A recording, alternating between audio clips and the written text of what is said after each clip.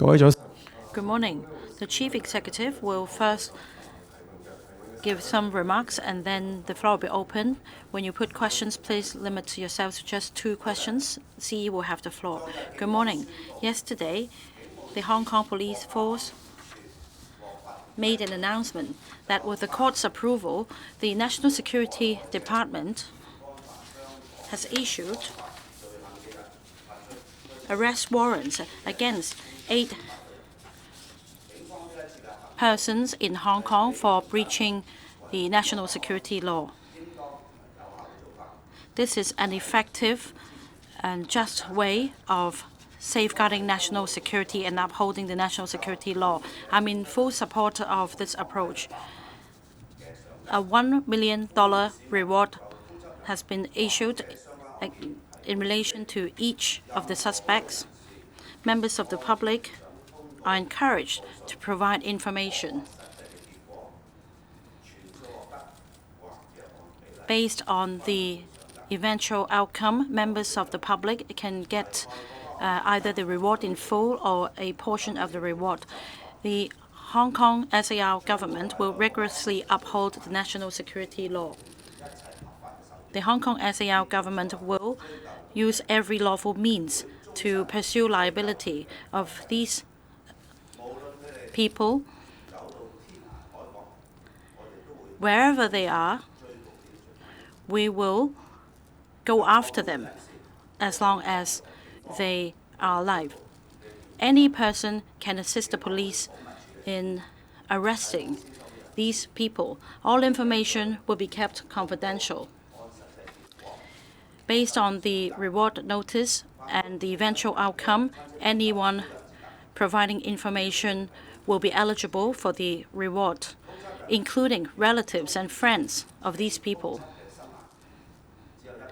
For those who are put on the wanted list, the only way out is to surrender themselves to us.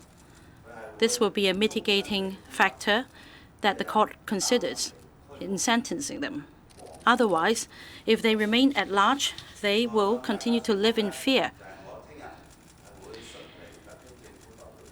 The next announcement I'd like to make is that tomorrow I will lead a delegation on a 3-day visit to Guiyang to take part in a joint conference. The Pan-Pearl River Delta includes Guangdong, Guangxi, Hainan, Sichuan, Guizhou, Yunnan, Hong Kong, and Macau SARs, the 9 mainland cities and 2 SARs. This is the area with the most development potential in the country. In terms of the overall development layout of the country, the Pan-Pearl River Delta is in a strategic location.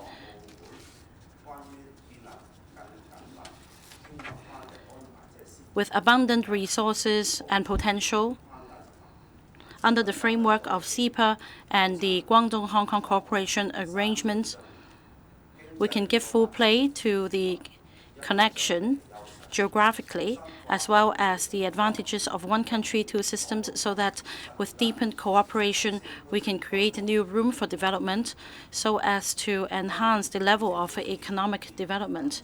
The joint conference this year adopts a theme of embarking on a new journey and opening a new chapter. We will deepen cooperation. As put forward in the 14th Five-Year Plan, we should deepen the cooperation. And in the report to the 20th National Congress, we need to build a regional economic development layout complementing the strength of each other. So this conference will mean a lot to us. When I visit Guiyang, I will be attending this joint conference. I will be meeting with the local government officials. I will be visiting the Guiyang, the facilities in Guiyang. Next point, next Wednesday, as I have informed the President of the Legislative Council, I will be attending the second interactive exchange session.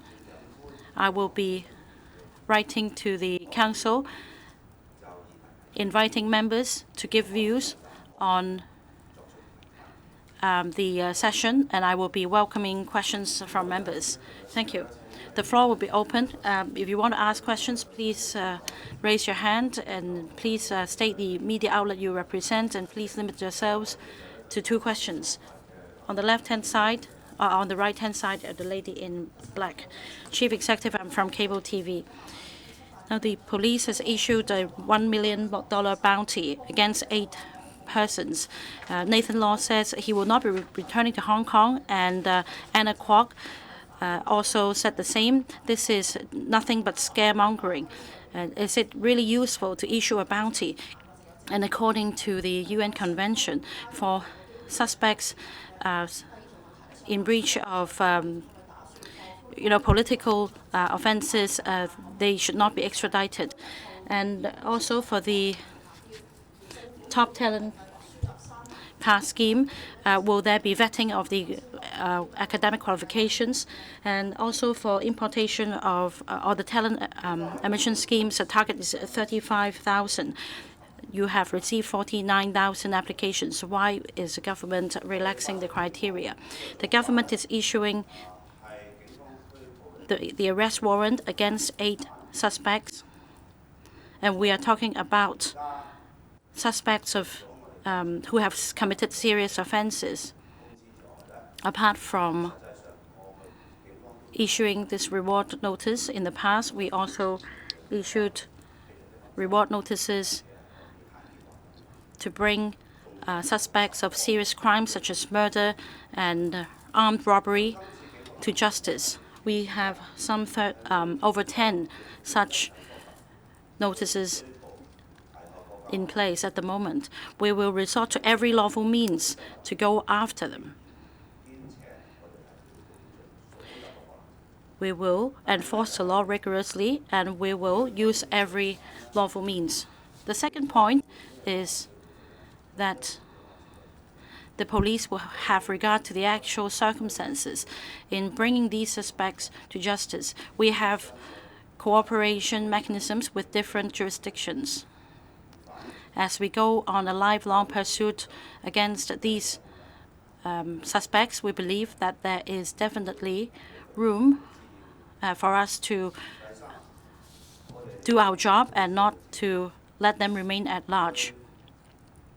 The third point is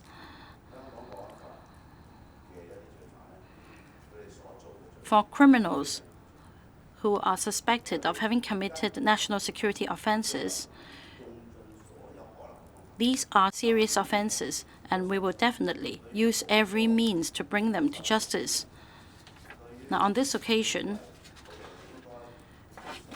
we are providing rewards for members of the public to provide information. Many members of the public who also would like to steadfastly safeguard national security will support us. And I believe as we take on a lifelong pursuit of these criminals, we will be able to catch them. So I would appeal to them to surrender themselves as quickly as possible. Next, about trawling for talent and the policies involved. In various media interviews, I have emphasized that at the moment the world is competing for talent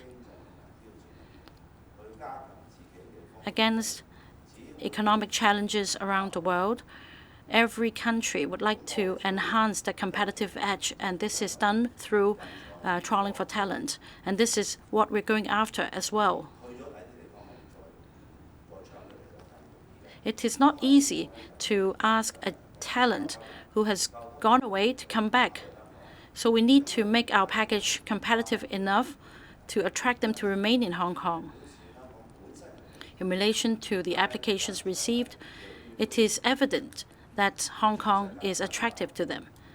Meanwhile, there is a ramped-up effort to compete for talent around the world. So in other words, we'll be taking talents away from other countries. If the talents go away to somewhere else, this would definitely undermine our competitiveness. So the relevant bureaus and departments will be looking into our policy. Apart from the top 100 universities, we will also consider other universities of quality, because indeed there are many universities grooming talents with different skills and specialties. Now, in particular, since we are given the mission to establish the 8 centers, including the centers for IP, for arts and culture, and so on and so forth, we need talents from all walks of lives so as to consolidate our advantages and enhance our competitiveness. The relevant departments and bureaus will conduct an analysis and will make an announcement in due course. I do keep an eye on the statistics. Our target at the moment is 35,000 talents coming to Hong Kong every year. But on the whole, we need to trawl for sufficient talents so that we can win over the competitors. Next question, the journalist over there. Obtain the warrants for the 8 people. What's the actual practical benefit for the very high-profile announcement, because you can't capture them if they are not in Hong Kong? And what would it do to Hong Kong's image that you're trying to rebuild, given there are so many reactions from other governments already? And will Hong Kong government, in contact or interacting with these people, face legal consequences, such as maybe sharing the polls or whatever, whatsoever? And about the timing, is it related to the open letter issued by the foreign organizations asking Washington to not let you attend the APEC summit because they issued a letter on the 30th and it came out just days later? Thank you.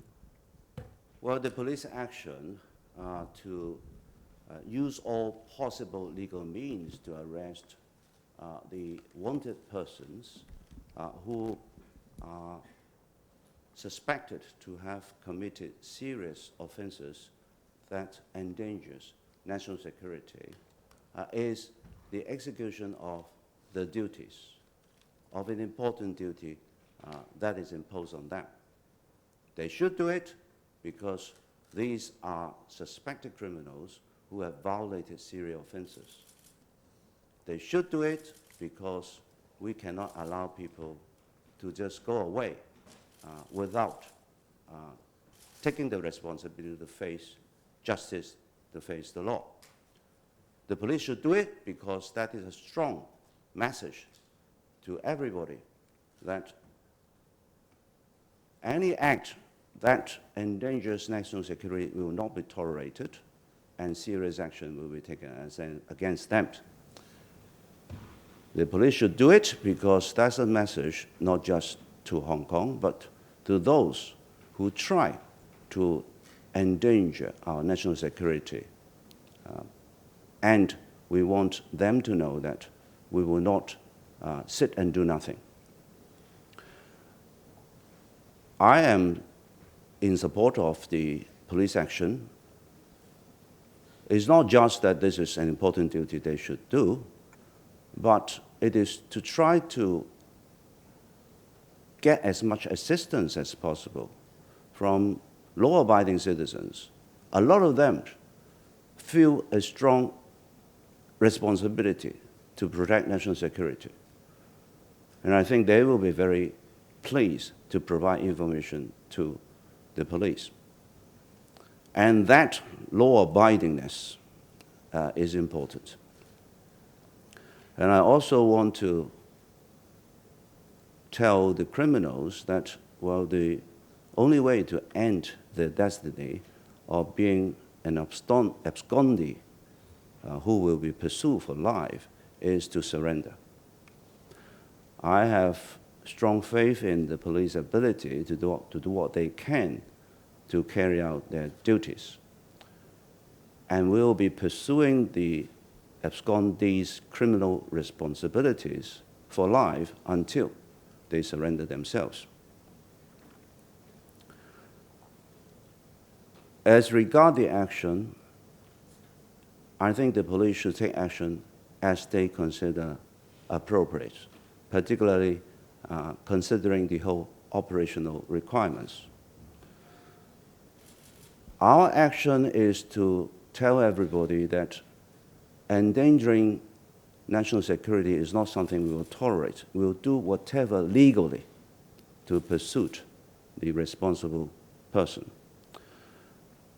How overseas politicians or officials say will not in any way change our strong belief in the need to uphold our protection of national security.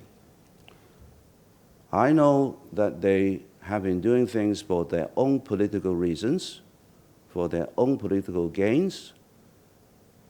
The way we are handling national security cases is in conformity with the practices that will be taken for pursuing criminals that have absconded for their national security offenses. Extraterritorial power exists in many countries' national security law. Hong Kong's national security law is one of the many laws in other countries that will have the same power of taking extraterritorial action against criminals who have contravened their country's law in this regard.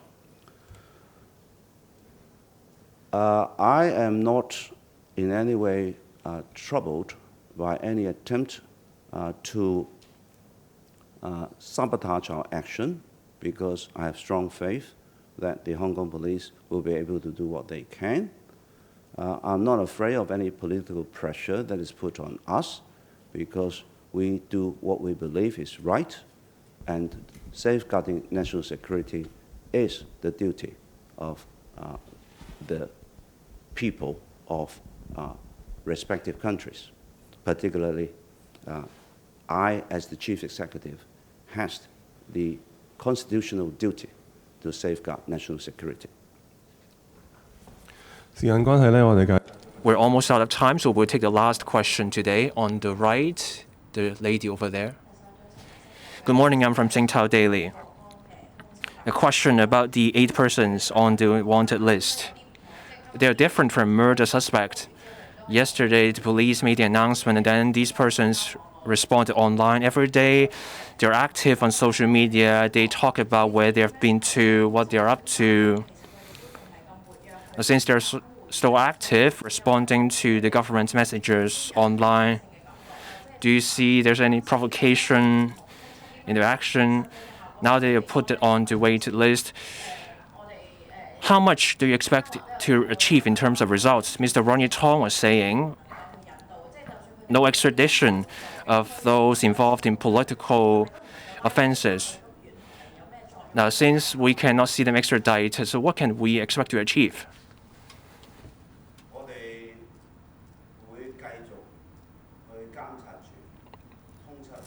We will continue to keep an eye on what these people do.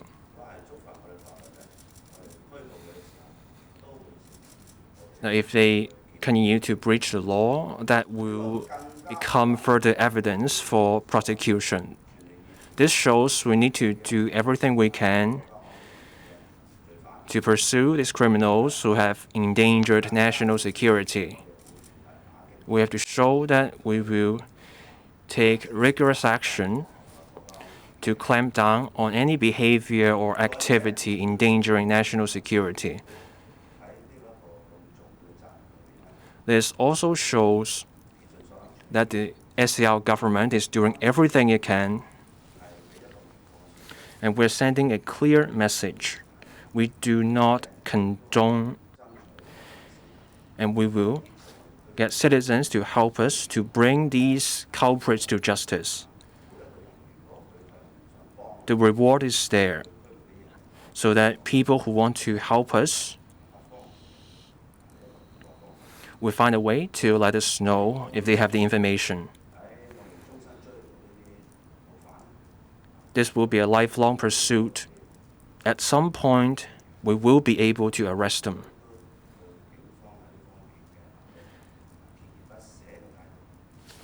I am fully confident in our police.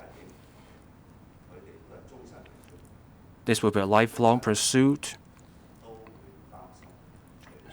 so they will have to live in fear of being arrested and being brought to a court.